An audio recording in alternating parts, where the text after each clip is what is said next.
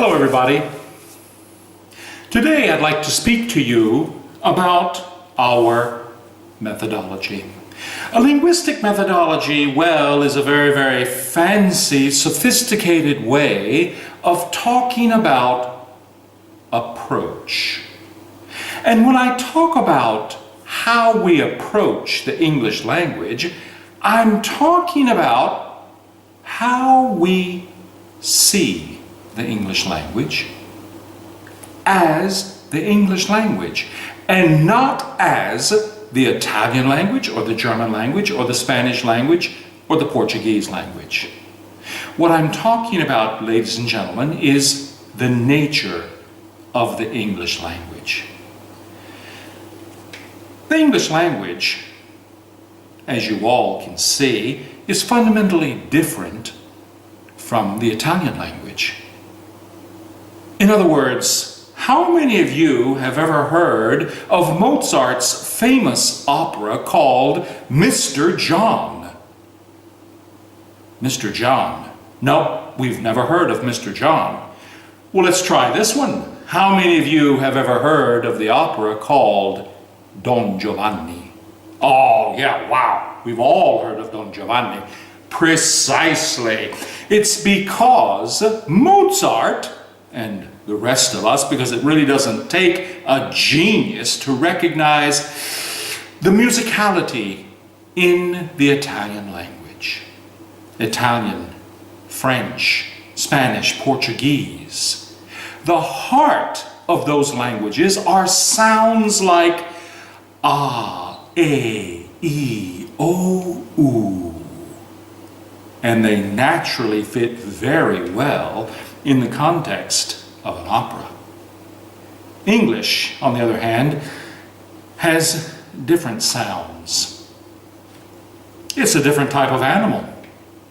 English is full of sounds like s, b, t, d, r, ing. Yes, so you begin to see now what I'm talking about. Italian is not English, and English is not Italian. So therefore, ladies and gentlemen, we cannot teach English like we teach Italian, or Spanish, or German, or French, or Portuguese. No. English needs a different approach, because English is fundamentally different. What am I talking about in terms of English and Italian? Let's look at two words, domenica and Sunday. Any English teacher would tell you there's no difference between the two words. One is Italian and the other is English. Fantastic. But a linguist would tell you there is a world of difference between the two words. Domenica represents the precision, the perfectionist state of the Italian language. The Italian language, the only language that is a direct descendant, a child of the greatest language ever spoken on the face of the earth. Latin. Domenica. Can you imagine a group of Italians a few thousand years ago talking about a name that they would like to give to their most important day of the week? One man stands up and very logically explains to everyone, all right people, we are all Christians. Our boss is Jesus of Nazareth. Domine, dominus. So I propose that we call the most important day of the week Domenica. And everybody agrees. There's no arguing about it. The situation a few thousand years ago in the Anglo-Saxon countries was really quite different. Can you imagine a group of people around a fire?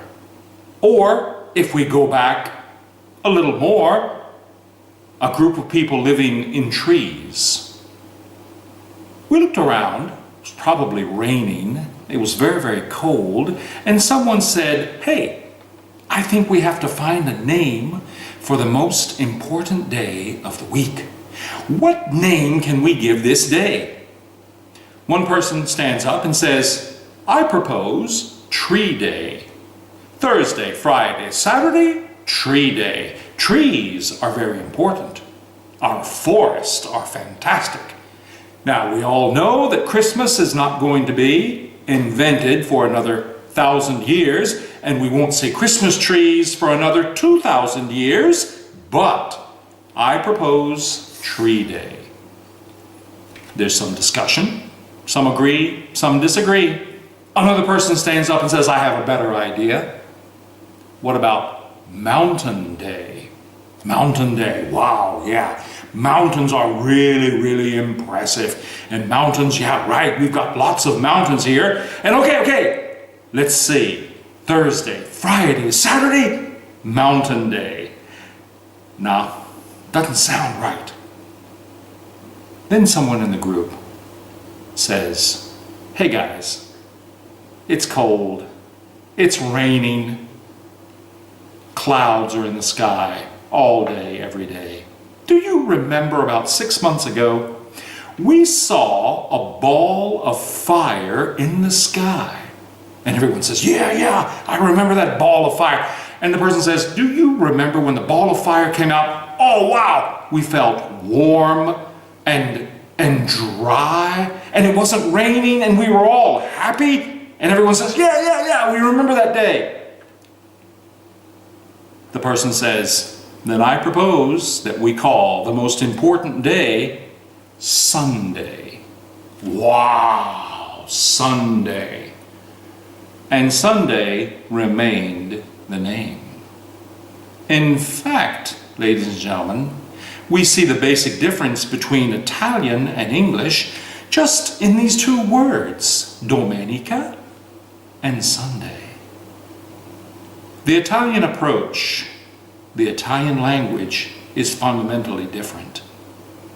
The Italian language created disciplines like architecture, engineering, medicine, finance, and economics. The Italian language is a perfect example of the human mind imposing order on the world. The English language? The English language is much more colorful.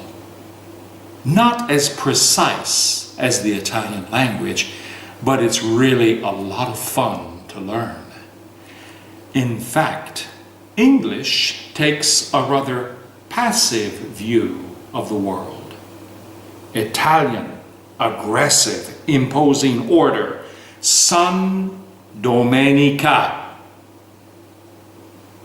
English mentality? Sun, Sunday.